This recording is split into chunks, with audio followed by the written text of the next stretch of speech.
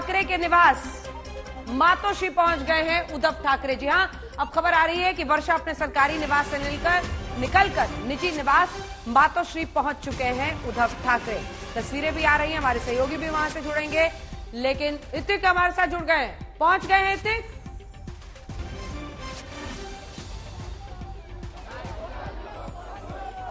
जी अंजना, उद्धव ठाकरे लगभग मातोश्री के सामने ही पहुंच गए हैं, लेकिन भीड़ जो दिख रही है, जो तादाद में भीड़ यहाँ पर इकट्ठा हुई है, उसको पार करते हुए जाना शायद उन्हें मुश्किल जा रहा है, क्योंकि हर एक शिव सैनिक जो है यहाँ पर घोषणाएं दे रहा है। उद्धव ठाकरे उनसे मिलने की कोशिश कर रहा है और यहाँ पर कहीं ना कहीं जो बागी विधायक है एकनाथ शिंदे के साथ उनके खिलाफ यहाँ घोषणाबाजी हो रही है। हम देख सकते हैं उद्धव ठाकरे अब कुछ ही देर में अपने निजी निवास मातोश्री पर पहुंचेंगे, लेकिन क्या ये शिव सैनिक जो है, जो यहाँ पर इकट्ठा हुए हैं, वो अपने घर लौटेंगे कि नहीं ये पता नहीं, क्योंकि बड़ी तीव्र प्रतिक्रिया यहाँ से आते हुए दिख रही है। कई शिव सैनिक है जो यहाँ पर एकनाथ शिंदे को भला बुरा कह रहे हैं, उनके खिलाफ बयानबाजी कर रहा है और कह रहे हैं कि शिवसेना किसी के भी बाप की नहीं है, शिवसेना बाला साहेब की है। हम जानने की कोशिश करेंगे उनका कहना क्या है। शिवसेना ये मंत्री बनाने की मशीन है, ऐसे कोई मंत्री जाएंगे तो हमें कुछ फर्क नहीं गिरता है। हम हमेशा आज भी उद्धव साहब के साथ है और हमेशा उद्धव साहब के साथ ही रहेंगे। लेकिन सिर्फ मंत्री नहीं गए हैं, विधायक भी गए हैं और काफी बड़ी संख्या में गए हैं। हमें कुछ फर्क नहीं गिरता है, शिवसैनिक तो यहाँ पे मौजूद है सब। आप देख रहे हैं, मंत्री जाएंगे, आमदार जाएंगे, नगर सेवक जाएंगे, हमें कुछ फर्क नहीं गिरता है। शिवसेना शिवसैनिकों के ऊपर चलते आई है और आगे भी चलते रहेगी। नाराजी जता रहे हैं विधायक, क्योंकि उनका काम नहीं हो रहा था, मिल भी नहीं रहे थे उद्धव ठाकरे उनसे। हाँ, उद्धव साहब बीमार थे, उन्होंने उसमें स्टेटमेंट दिया कि मैं बीमार था इसके लिए मिल नहीं सका, लेकिन इसका मतलब ये नहीं कि वो सब शिवसेना छोड़ के अपना घर छोड़ के जाएंगे। जब भी कुछ नहीं थे, रिक्शा चला रहे थे, तभी से उन्होंने शिवसेना ने उनको इतना बड़ा किया, खुद के लड़के को खासदार किया। और क्या चाहिए उनको? हाँ, उनको ही सिर्फ चाहिए क्या, बाकी कुछ नहीं। शिवसेना के लिए कुछ नहीं, अपना घर भूल गए, अपने बाप को भूल गए। ऐसा हो रहा है ये सब। आप बता रहे हैं कि अगर उद्धव ठाकरे बीमार चल रहे थे, तबीयत नासाज थी, तो फिर भी वो सीएम पद पर बने रहे। एकनाथ शिंदे भी तो बन सकते थे सीएम। हिंदुत्व का जो मुद्दा एकनाथ शिंदे ने उठाया उस पर भी सवाल कीजिए। इनके लिए उनसे जमने वाला नहीं था, इसके लिए उद्धव साहब ने यही सोचा। पवार साहब ने भी उनको कमेंट्स किया, उद्धव साहब सीएम बनने वाले नहीं थे। एकनाथ शिंदे कह रहे हैं कि वो बाला साहेब की और हिंदुत्व के राह पर ही चलने वाले हैं, शिवसेना से अलग नहीं हो रहे हैं वो। तो फिर ऐसा गद्दार नेता कैसा का हिंदुत्व कर सकता है बोलो? अपने बाप से जो गद्दारी करे वो हिंदू हो ही नहीं सकता। जो भी हिंदू है तो अपने बाप से गद्दारी कभी नहीं करेगा।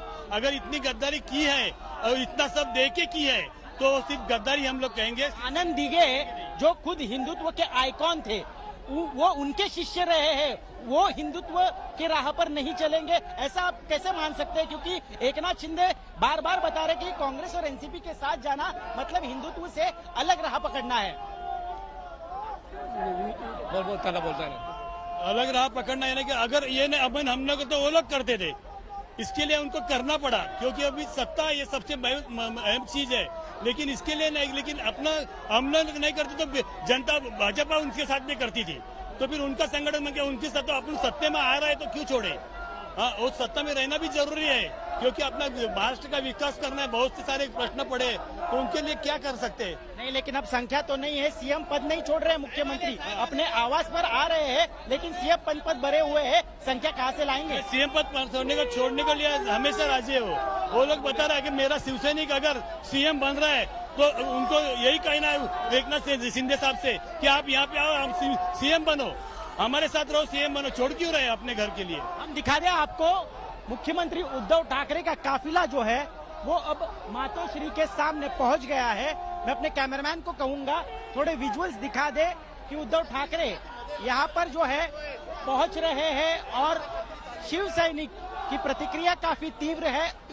शिव सैनिक कह रहे हैं कि जो हिंदुत्व की बात एकनाथ शिंदे कर रहे हैं वो उस हिंदुत्व को नहीं मानते, जो अपने पिता के साथ गद्दारी करे वो हिंदुत्व की राह पर नहीं चल सकता। इतनी तीव्र प्रतिक्रिया यहाँ पर सुनने को मिल रही है, लेकिन एकनाथ शिंदे और उनके साथ जो विधायक है उनका भी दावा है कि असली कट्टर शिव सैनिक तो वही है, क्योंकि उन्होंने ही इतने सालों से पार्टी में काम किया, पार्टी में खून पसीना बहाया और महाराष्ट्र में पार्टी को बढ़ाया। इतना ही नहीं, जब मुख्यमंत्री उद्धव ठाकरे बने तब पार्टी को ताकत देने की काम जो है इन्हीं विधायकों के जरिए एकनाथ शिंदे कर रहे थे और इसीलिए शायद उन्होंने एक रेजोल्यूशन भी आज पास किया है, जिसके चलते उन्होंने दावा किया है कि जो संख्या उनके पास है उस संख्या के हिसाब से शिवसेना के विधिमंडल के जो ग्रुप लीडर है वो अभी भी एकनाथ शिंदे ही कायम है। हालांकि जो व्हिप जारी किया गया था शिवसेना के सुनील प्रभु से, वो व्हिप अवैध है और उस व्हिप को नकारते हुए एकनाथ शिंदे का कहना है कि भरत गोगावले ये नया व्हिप जो है ये उन्होंने चुना है, उन्हें उन्होंने नियुक्त किया है और उस तरह का रिजोल्यूशन लेटर उन्होंने महाराष्ट्र सरकार और तस्वीरों में दिख रहा है। एक बार जल्दी से वहां की का नजारा बता दीजिए ऋतिक। दिख रहा है बाहर निकले हैं उद्धव ठाकरे लोगों से मिलने के लिए, लेकिन बहुत बड़ा हुजूम अब वहां पर मौजूद है। मीडिया भी भारी तादाद में मौजूद है, सबके हाथ में मोबाइल है, सब वीडियो भी बना रहे हैं।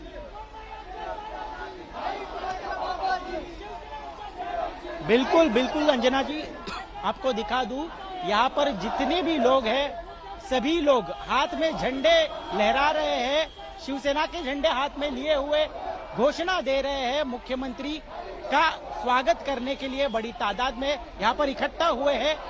अगर बताया जाए सच में तो यहाँ पर शिवसेना के सभी नेताओं ने, जो विभाग के प्रमुख होते हैं, उनको सूचना मिली थी, पार्टी से आदेश मिला था कि बड़ी तादाद में शिव सैनिक जो है मातोश्री पर इकट्ठा हो जाए, क्योंकि मुख्यमंत्री अपना आवास छोड़कर मातोश्री पर आ रहे हैं। उसी के चलते हम इतनी बड़ी भीड़ देख सकते हैं, इतने बड़े तादाद में यहाँ शिव सैनिकों का जमावड़ा हमें देखने को मिल रहा है और काफी उत्साहित है, काफी उत्तेजित है, क्योंकि जिस तरह से ये गतिविधियां देखने को मिल रही है, एक तरह एकनाथ शिंदे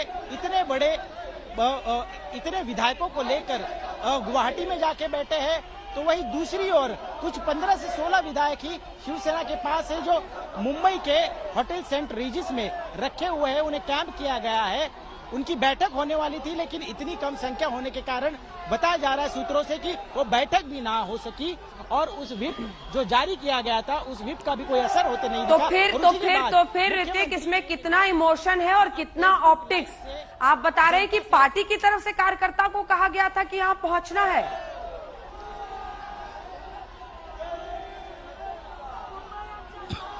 जी बिल्कुल, शिवसेना की ये कार्य पद्धति है। हमेशा से शिवसेना के जो प्रमुख नेता है, हर विभाग का, मुंबई के जितने भी विभाग है, उस विभाग के प्रमुख को एक मैसेज दिया जाता है। कहीं पर भी आंदोलन हो, कहीं पर भी घोषणाबाजी करनी हो या कहीं पर भी एक किसी तरह से इकट्ठा होना हो, तो एक मैसेज शिवसेना की हायरार्की में दिया जाता है, जो उन विभाग प्रमुखों के जरिए शाखा प्रमुख तक जाता है और वो शाखा प्रमुख अपने अपने इलाके के जो शिव सैनिक है उन्हें घर घर से लेकर आते हैं, जहां बताया जा रहा है वहां पर इकट्ठा होते हैं। उसी तरह की कार्य पद्धति आज भी दिखाई दी।